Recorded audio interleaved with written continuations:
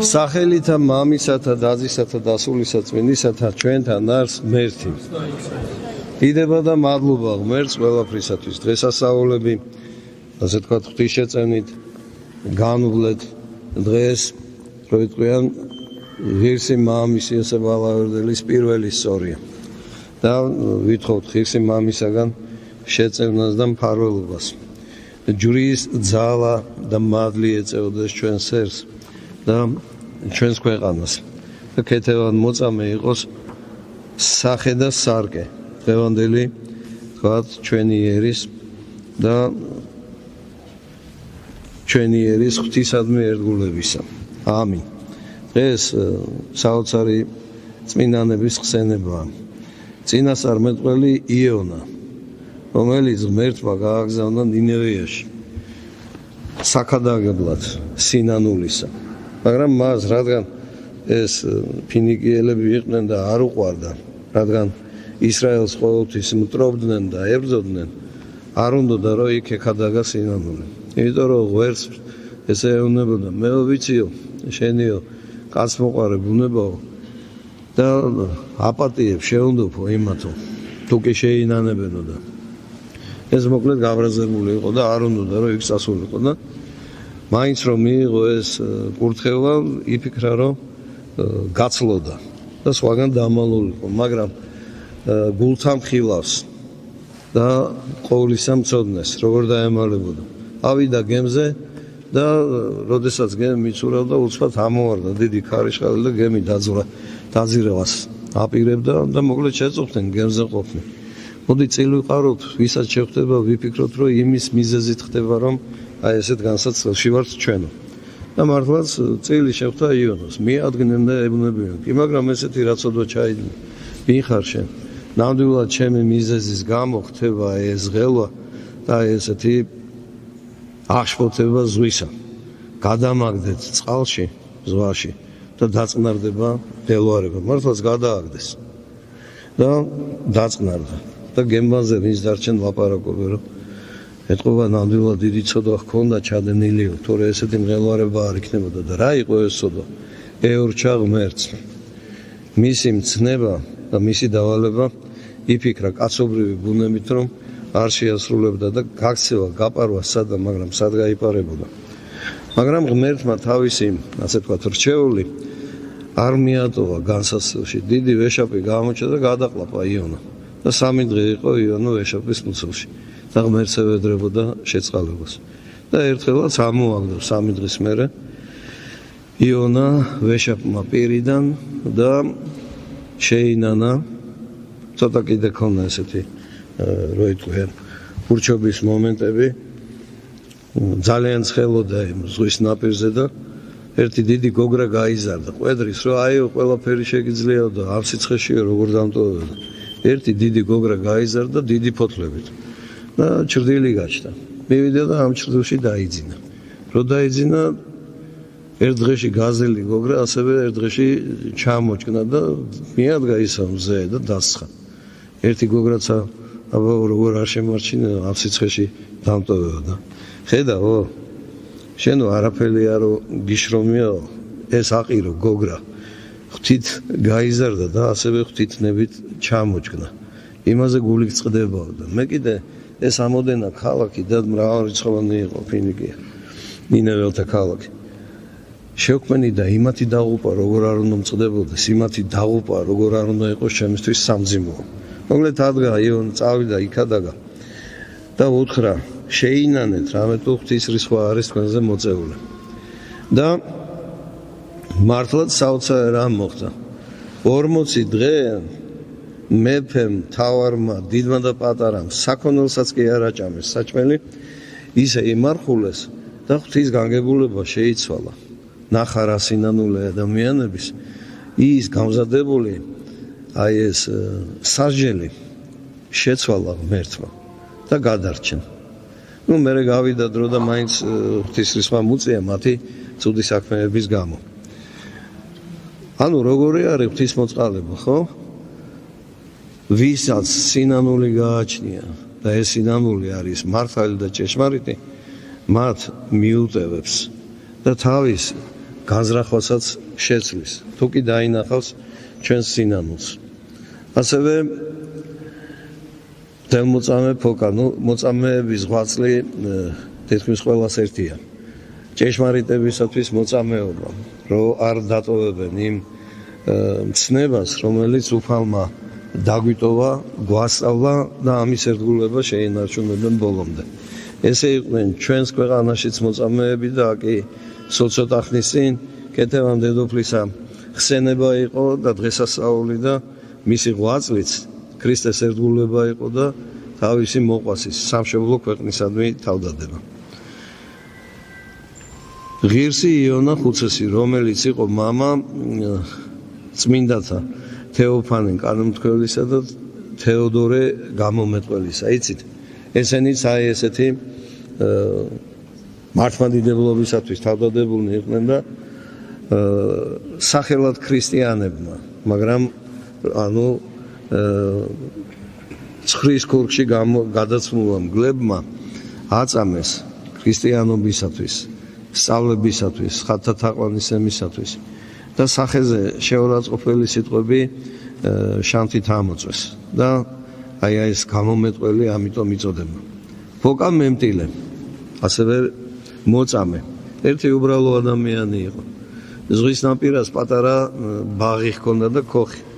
და ამ ბაღისგან შემოსულ, ასე ვთქვათ, თანხას თავის თავსაც აკმარებდა, გაჭირვებულსაც ეხმარებოდა და მწირად მავალ, ასე ვთქვათ, მოგზაურსაც ხელს გაუმართავდა. ჰქონდა მცირე, მაგრამ მისმა თან წარმართებს შორის ცხოვრობდა. მისმა ესეთმა კეთილმა ქცევამ, კეთილმა ზნემ, უამრავი წარმართი გადმოიყვანა მართლმადიდებლობაზე, ქრისტიანობაზე.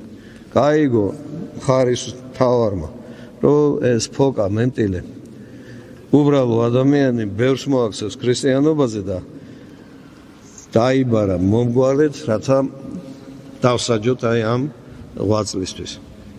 წავიდნენ მეომრები და გზაში შეხვდნენ ფოკას, ვერ იცნეს, არ იცნობდა. და მიიყვანა ფოკამ თავისთან, ატრაპეზა მოასვენა, არაფერი არ უთქვია იმ პირველ დღეს. მეორე დღეს რო გათენდა, უთხრა რომ მე ვარ ის, ვისაც რომ ეძებთ. შეწუხდნენ ეს ჯარისკაცები, ასეთი კარგი მასპინძელი და ესეთი სათნო და კარგი მოსაუბრე, ესე იგი როგორ უნდა დაუთხრეს, რომ შევცვლით ბრძანებას და გაგაპარებთ. მოწამე ფოკამ უარი უთხრა, რაც გაქვთ დავალებული, ის აღასრულეთ. ასევე მართალი პეტრე მეზორე ყოფილი. ხშირად მოგვიყოლია პეტრე მეზორე ყოფილის ამბავი. მოკლედ ერთი მეზორე იყო, ესე ხარკის სამკრეფი არის მეზორე და არ უყვარდათ ადამიანებს, იმიტომ რომ იმაზე მეწიღებდა, რაც რომ მას თქვა ერგებოდა სახელმწიფო დადგენილებით. და მოკლედ თან ზუნწი იყო, არავის არ გაუმართავდა ხელს და ერთხელაც პეტრე მიდის ბაზარში რაღაცა პროდუქტის საყიდლად და იქ მათხოვრები, მწირები ზიან და ერთი ეუბნება მეორეს, რომ მეო დღესო პეტრეს მოწყალებას გავაკეთებინებო. და მოკლედ არ დაუჯერეს და წავიდა და მიდის ბაზარში და მოძებს ეს მწირი მათხოვარი და ეუბნება, პეტრე მომეცი მოწყალება. მოკლედ ყური არ ათხოვა, უკან ბრუნდება დათვირთული საზიდარით. მოძებს კიდევ და მოკლედ გაბრაზდა ძალიან და ერთი პური აიღო და ქვასავით ესროლა. ამ წირმა დაიჭირა მათხოვარმა ეს პური ქვასავით ნასროლი და მადლობა შესწირა ღმერთს, ანუ მადლიერი გახდა. ის კი არა რომ გაბრაზდა ასე თქვათ უდიერად რომ მოექცა, არა, რაც ღმერთმა მისცა, იმაზე მადლიერი გახდა. წავიდა პეტრე, დააბინავა ყველაფერი, დაიძინა და ხედავს სიზმარს. ანგელოზები ადგანან თავს, ერთი შავი მარცხენით, მარჯვნით ნათლის ანგელოზები. სასორი არის და ორ ჯამზე პინაზე პეტრეს საქმეები უნდა აიწონოს, რომ განისაზღვროს, თუ სად დაამკვიდრებენ მის სულს. ბნელი ანგელოზები ამბობენ, რომ ეს სული ჩვენი ამას თავის სიცოცხლეში არაფერი სიკეთე არ გაუკეთებია. ხოლო ნათლის ანგელოზები კიდე ამბობენ, მართალია არაფერი ესეთი სიკეთე არ გაუკეთებია, მაგრამ დღეს ამან გაბრაზებით პური ესროლა იმ მათხოვარს და მოდი ეს საქმე კეთილად ჩაუთვალოთ და რო უნდა დაზავოს ამ ჯამებზე დადებულმა ცუდმა და კარგმა საქმეებმა ცუდისკენ რო უნდა გადაიხაროს ეს ერთი საქმე დასდეს პური და გადაწონა სიკეთის მხარეს სასორმა გამოიღვიძა პეტრემ გულისხმა ხო თუ რატომ აჩვენა ეს ჩვენება უფალმა და იმ დღიდან შეიცვალა მთლიანად ესე იგი თუ კი ვინმე იყო გაჭირვებული თუ კი დახმარება რაიმეს ყველაფერს აძლევდა ყველაფერს ასე თქვათ ურიგებდა ბოლოს იქამდე მივიდა რომ თავის მონას უთხრა გამყიდეო და ის გაყიდვის ფული აიღო და გაჭირვებულს დაეხმარა მერე წავიდა და მოჯამაგირედ დაუდგა მონად უბრალოდ მონად მიეყიდა და იმ ადამიანთან ესე შრომობდა მუხჭა უხრელად თავდაუზოგავად ყვედრებისა სიტყვა არ დაცდენია ღვთის მიმართ იმიტომ რომ მოწყალე შეიქმნა იმიტომ რომ ღმერთმა აჩვენა თუ მოწყალების საქმე რამდენად დიდია თანაც თავისი თავი ახსენდება გაბრაზებულზე რომ პური ესროლა ამასინათ იყო ევსტათე პლაკიდას ხსენება იცით ამ დიდი წმინდანის ცხოვრება თავის ოჯახთან ერთად დაკარგა იყო ცნობილი ხედართმთავარი ძლევამოსილი დაუმარცხებელი და მოკლედ გახდა ქრისტიანი ერთი დიდი სასაულის გამო გახდა ქრისტიანი მთელი ოჯახით და როდესაც ეს ქრისტიანობა მიიღო კვლავ გამოეცხადა უფალი და გააფრთხილა რომ ამისთვის განსაცდელები შეხვდებოდა და ამისი განსაცდელებით მისი რწმენა უნდა გამოცდილიყო და მართლა საოცარი განსაცდელები შეეთხვა ცოლი დაკარგა გემზე მყოფმა ასე თქვათ გემის მფლობელმა ბილწი გულისხმა ჩაიდო გულში და მამაშვილები ჩამოსვა სხვანაპირზე და თვითონ რომ აი ეს ბოროტი საქმე უნდა აესრულებინა მეხსეულად სენი შეეყარა რომლითაც ცოტა ხანში გარდაიცვალა მოკდა უпроსორეთ შვილები რომლებიც რო ფეხით წამოვიდნენ მამაშვილები მდინარეს მოადგნენ და ერთი შვილი რო გადაიყვანა და მეორის წამოსაყვანად მოდიოდა უცბად მგელი ლომი მივიდა და მოსტაცა და წაიყვანა ეს შვილი და მეორესაც ვერაფერი ვერ უშველა მგელმა გაიტაცა მოკლედ აი ესეთი მწარე ხვედრი ღვთა 15 წელი იყო მიწის მუშად ედგა ერთ-ერთ ადამიანს და როცა იმპერატორმა გამოაცხადა საბრძოლო მზადყოფნა გაახსენდა მაშინ თავისი სახელოვანი ხედართმთავარი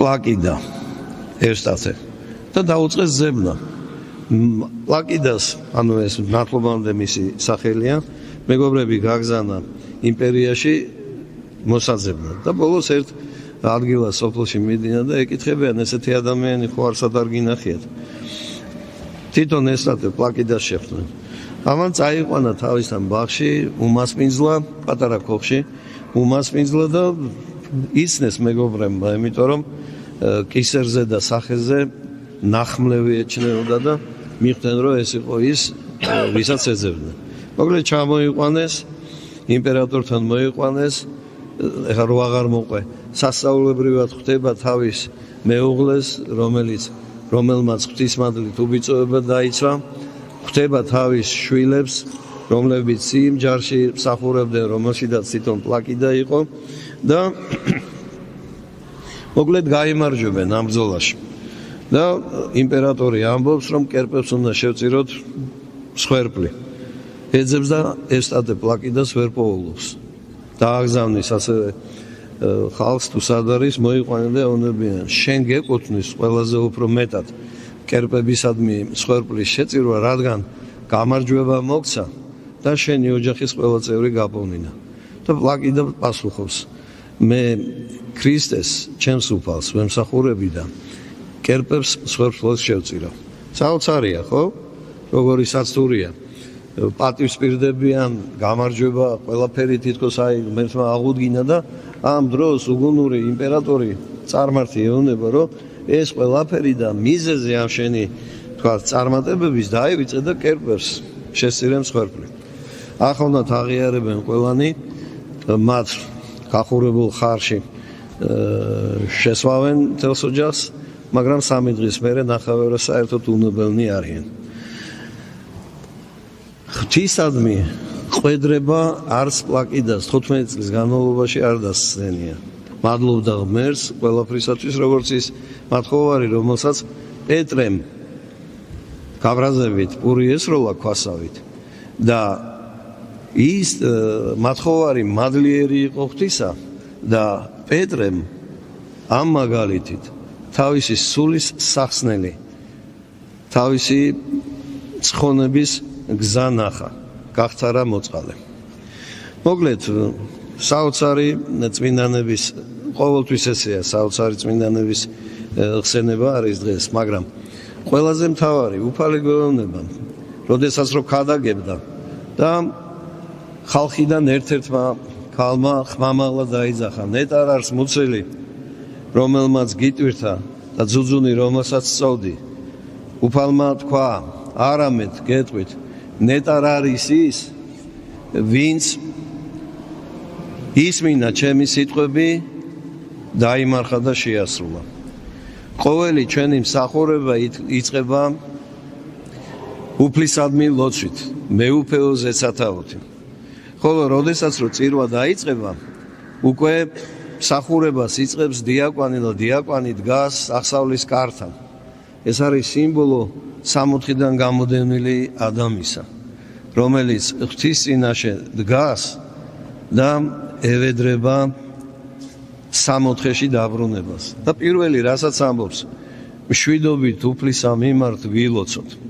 ესე იგი, მშვიდობით ჩვენს შინაგან მშვიდობაზეა ლაპარაკი, მორჩილად ღვთის ყველა განგებულებისა, მორჩილებით მიღებისა და ეს გული გამზადებული იმისათვის, რომ ჩვენთა ცოდათა გამო, რამაც მოაწვია ჩვენს თავს, აი ამისი სრული თავდაბლობით და შეგნებით ვდგავართ ღვთის წინაშე და ვითხოვთ შენდობას უფლისგან და მეორე კვერექსის მუხლი არის ზეგარდამო მშვიდობისა და ცხოვრებისათვის სულთა ჩვენთასა. უფლისა მიმართ ვილოცოთ. ერთია რომ ჩვენი გული გონება ამისთვის გამზადებული გვაქვს, მაგრამ მეორე აუცილებლად ღვთის მადლმა უნდა მოიწიოს და მოაწევს, როგორც ფსალმუნი ამბობს, ამპარტავანს შემუსრავს, ხოლო თავდაბალს მადლს მისცემს. ამიტომ ზეგარდამო მადლი სულისაწმინდისა უნდა მოვიდეს, სხვანაირად ჩვენი თხოვნა უშედეგო იქნება. და მესამე მუხლია, მშვიდობისათვის ყოვლისა სოფლისა, კეთილ დგომისათვის წმინდათა ღვთისა ეკლესიათა და ყოველთა ერთობისათვის უფლისა მიმართ ვილოცოთ. და მესამე მუხლი, სადაც რომ აი ამ ხილული სამყაროს მშვიდობისათვის, ეკლესიის მშვიდობისა და ძლიერებისათვის და ყოველთა ერთობისათვის უფალს ევედრება დიაკვანი ჩვენი სახელით, ანუ ჩვენი ყველა სათხოვარი არის ესეთი. რამდენად ძვირფასი არის მშვიდობა. ღვთის წინაშე მშვიდობას ვითხოვთ იმისათვის, რომ გონივრულად ვიცხოვროთ, გონივრულად გამკარგოთ ჩვენი ღვთით მოცემული დრო, რომელიც უფალმა მოგცა სულის ხონებისათვის. დრო, რომელიც მოგცა უფალმა ერთმანეთის სიყვარულისა და ერთობისათვის, მეგობრობისათვის. დრო, რომელიც არ უნდა დაიკარგოს ბილსიტყვაობასა და გაუტანლობასა და შორიანობაში. დრო, რომელიც არ უნდა დაიკარგოს შფოთში და ამბოხში. დრო, რომელიც არ უნდა დაიკარგოს ადამიანი თავის თავს აზიანებს, როცა რომ ღვთისნების საწინააღმდეგოდ იქცევა. უშვერად ლაპარაკობს თუ უშვერი მიზნები აქვს მას და რაღაცა ამ წარმავალი წოთვისოფლისათვის ზრუნავს და ამ წარმავალი რაღაცა დიდება პატივისათვის ყველაფერს იღონებს, გაყიდის თავის თვისტომსაც და ოჯახის წევრსაც და ახლობელსაც, ოღონდ კი მან ეს მიიღოს აი იმ ვთქვათ გარემოდან, რომელიც მას ამას პირდება. წმინდანების საპირისპიროდ ვიქცევით, ხო? და მოციქული რას გვეუბნება? რამე თუ თქვენ ტაძარნი ღვთისა ცხოველისანი ხართ, ვითარცას თქვა ღმერთმა. დავიმკვიდრო, დავიქცეოდე მათ შორის და ვიყო მე მათ და ღმერთ და იგინი იყვნენ ჩემ და ერად. ვინც უფლის სიტყვის მიმდევარია, უფალი ამბობს, ვიყო მე მათ შორის და ვიყო მათი ღმერთი და ისინი იყვნენ ჩემი ერი, ჩემი შვილები. ესე იგი, რამდენად ნიშნულოვანია, რომ ვიცოდეთ წირვის დროს დიაკვანი რა სიტყვის და ჩვენ როგორ უნდა ვიყოთ მზად ამ ლოცვის მოსასმენად. და უფალი სამოციქულოთი კიდევ გვეუბნება, რომ ღმერთი თქვენი ვიქნები და თქვენ იქნებით ერი ჩემი და ამ მადლით იქნებით დაცულნი ყოველთვის.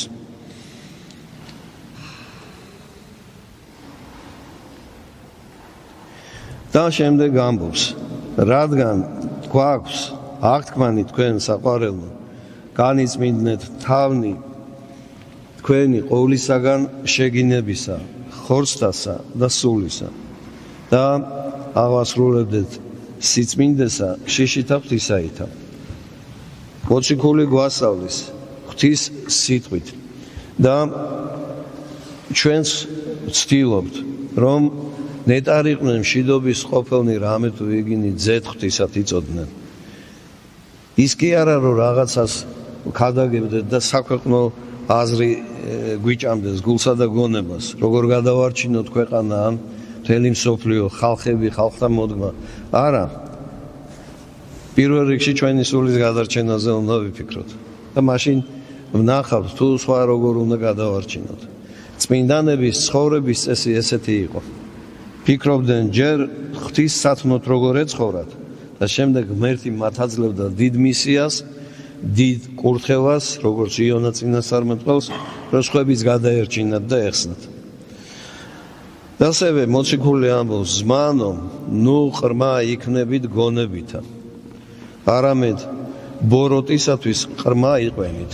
როგორც პატარას არ შეუძლია ბოროტი განზრახვა და ბოროტის საქმის დასრულება, მოგვიწოდებს მოციქული, რომ გონებით, ყრმები ნუ იქნებით დასრული ადამიანები. მადლით, ღვთისმადლით უნდა ვიცოდეთ ბოროტისა და კეთილის გარჩევა. ხოლო თუ კი ყრმა უნდა ვიყოთ ბოროტის მიმართ. ამ დასრულობაში ბოროტის მიმართ უნდა ვიყოთ სრულიად უგზნობელნი. არანაირი მასთან ჩვენ საერთო არ უნდა გქონდეს. იმიტომ რომ ადრეც თქვით და ყოველთვის ვიტყვით, ეშმაკს იმხელა გამოცდილება აქვს თავისი ასაკის გამო, რომ მარტო ერთი შეხედვითაც კი ადამიანის სიარულზე თუ სახეზე მან უკვე იცის თუ რას ფიქრობს ის ადამიანი გონებაში. იგი არაა გულთამხილავი, გულთამხილავი მხოლოდ ღმერთია. ამიტომ აღსარების საიდუმლო არის ერთ-ერთი საიდუმლო, შვიდ საიდუმლოში ეკლესიის მიერ დადგენილში. და ეს აღსარება არის ჩვენი სულის წამალი, კურნება, რადგანაც არ აღემატება უფლის მართლსა და სიყვარულს არც ერთი კაცობრივი ცოდვა. ერთი და იგივეს ხშირად ამბობენ აღსარებაში, რომ მრცხვენია, რადგან ერთი და იგივეს ვამბობ აღსარებაში. თუ კი არ გვცხვენია ღმერთთან ერთი და იგივეთი შევცოდოთ, მაშინ აღსარებაში რაღაცა უნდა გვცხვენოდეს. თამოწონების გამო მხოლოდ, რომ რას იფიქრებს მოძღვარი. თუ ვცოდავთ, იმას ვამბობთ, სულ რომ ერთი და იგივე იყოს, უნდა ვთქვათ, იმიტომ რომ ის სიმძიმე სულ რჩება და ეს რომ განიწმინდოს, ამისათვის აუცილებელია აღსარების საიდუმლო. ხოლო გონებითა სრულიყვენით, რამე თუ სჯულსა წერირალს ვითარმეთ უცხოითა ენითა და ბაგითა, უცხოითა ვეტყოდეერსა ამას და არცაღა ესრეთ ისმინონ ჩემი იტყვის უფალი. უცხო ენა რა არის? სახარებაში იგავით გველაპარაკება და გვასწავლის თუ როგორ უნდა ვძლიოთ ამ წუთის სოფელს, როგორი უნდა იყოს ჩვენი მიზანდასახული სწრაფვა სასუფევლისაკენ, როგორი უნდა იყოს ჩვენი შემართება ღვთისმსახურებაში. ამას სჭირდება თავდაბლობა და თავდაბლობისა წინ ღმერთი აძლევს ადამიანს მადლს, სიბრძნეს. ქართულში არის მადლიანი კაცია, უმადლო კაცია, უმადური. ნუ იქნება ჩვენი გონება და გული უმადური. და ვისი გული და გონება არის უმადური? ვინც ცოდვაში არის გარეული. რატომ? იმიტომ რომ ცოდვიანი მიდრეკილებებითა და მისრაფებებით გული სასტიკი ხდება. და ეს სასტიკი გული ამპარტავანთა თვისება ნიშანი არის. და ამპარტავანთა ნიშანი თვისება არის უმადურობაც. ღმერთს ყვედრიან. იმაზე მეტი არა აქვს, რომელიც თქვა მის მეზობელს აქვს. ან ისე არ არის დაფასებული როგორც სხვა. თავმომწონეა თავის დაცემას ვერ გრძნობს და სხვისა აუცილებლად ხშურს. შური კიდევ უგუნურებაა. სხვისა სიკეთეზე გულდაწყვეტა არის შური, უგუნურობა. ღმერთს თხოვთ, რომ ჩვენ ერს, ჩვენ ქვეყანას მისცეს მადლი, უნარი, კეთილისა და ბოროტის გარჩევის. ქვეყანას მშვიდობა და მთლიანობა და ეკლესიის მრევლს წევს ერთგულება ქრისტესი და თავდადება მოყვასის მიმართ მსახურებაში. ჩვენთან ბევრი არის, რომელიც იძახის, რომ არის ქრისტიანი, მაგრამ არ ცხოვრობს იმ წესით, რომელზედაც უფალმა გვითხრა. ის კი არა, რომ სახელით ქრისტიანებად ვიწოდებოდეთ, არამედ ცხოვრებით, რომ ცხოვრობდეთ როგორც ქრისტიანები. ღმერთს თხოვთ და ვავედრებთ დღევანდელი დღის წმინდანებს, ჩვენი ქვეყნის წმინდანებს, მოწამეებს, ღირსმამებს და ყველას ჩვენი ეკლესიის, სოფლიო ეკლესიის წმინდანთა დასს. რადგანაც დღეს ყველანი აქ არიან, უბრალოდ ჩვენ ვერ ხედავთ. და ჩვენ პატივი გვერგო, რომ აი ამ საღვთო ზეციურ მსახურებაზე ვიყოთ მოწვეულები და ვესწრებოდეთ ამას. ხედვით ვერ ხედავთ, მაგრამ განვიცდით. რადგანაც წირვა დიდი საიდუმლოა. სადაც კი წირვა აღესრულება, ყველგან უფლის სისხლსა და ხორცს ეზიარებიან ადამიანები. ერთდროულად თუ სხვადასხვა დროს შესრულებული წირვის დროს. სახარებიდან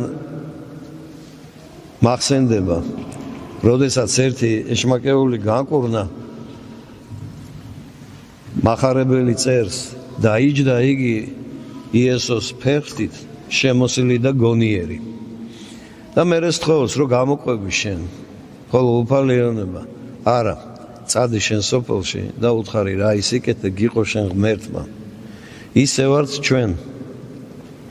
რა სიკეთე გვიყო ჩვენ ღმერთმა, ამ ჭეშმარიტებაში რო დგავართ, რომელსაც მართლმადიდებლობა ჰქვია. ეს ალბათ ჩვენი ქრისტიანობით, ნამდვილი ქრისტიანობით, ნამდვილი რწმენით უნდა უქადაგოთ და ვასწავლოთ, რომ ჩვენი შემხედარენი ამბობდნენ, რომ ეს რწმენა, ეს ღმერთი ყველაზე მართალი და სათნოა, როგორც ბევრი წმინდანის ცხოვრებაში არის. მოწამეებს აწამებდნენ და ბოლოს ხალხი სეირის საყურებლად მოსული პირით აღიარებდნენ, რომ მართალი არის წმინდა გიორგის ღმერთი და ერთადერთი არის იგი. ისე ჩვენ იონა წინასწარმეტყველმა სინანული უქადაგა, თავისი ნების საწინააღმდეგოდ ბოლოს ღვთისნება აღასრულა და ამ ქადაგებამ ღმერთს თავისი გარდაწყვეტილება პირველადი შეაცვლევინა. შეინანეს რა, მსჯავრი გადაიდო. ისე ჩვენ თუ გსურს ჩვენი ქვეყნისთვის სიკეთე, ვიწყებთ ჩვენი თავიდან. ვაძლევთ მაგალითს, თუ როგორი არის ქრისტიანი და ქრისტეს მიმდევარი. და მაშინ ღმერთი არ დააყოვნებს მადლი და კურთხევა მისცესერსა და ქვეყანას და სასუფეველში ვთხოვთ ისე ღმერთს, რომ ერთად გვამყოფოს ას და უკუნისამდე, რადგან სული სხვანების საქმე ერთად დავიწყეთ და ასევე ვითხოვთ, რომ ერთად ვიყოთ სასუფეველში ას და უკუნისამდე. ამინ. ჩვენთან არის ღმერთი.